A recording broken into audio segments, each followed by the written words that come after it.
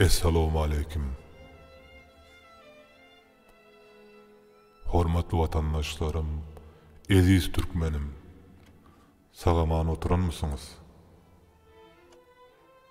Bugün bayramın 3. günü.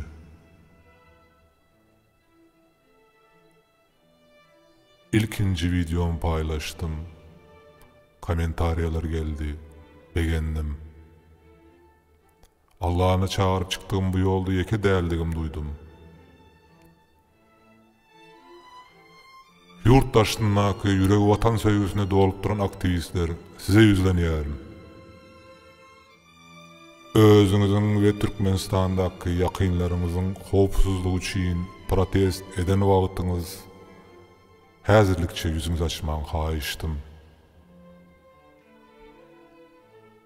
Siziň köpüňiziň ýurtdan çykanňyza 5 ýyldan köp wagt geçenler.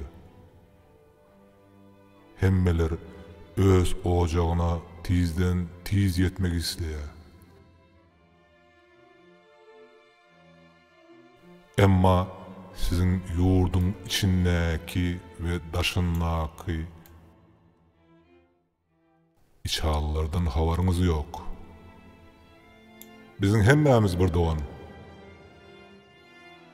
Türkmenimin dyrnagyna tiken batsa, men ýüregim sızlar.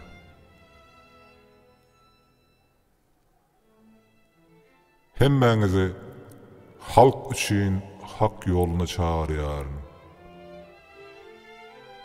Türkmeniň bir ýere jemlenmesine wagt geldi. Kan dökülmesine adam pidalaryna ýol bermäliň. Men parahat ýol bilen rejimiň üýtkemesiniň tarapyny tutýan watandaşyňyz.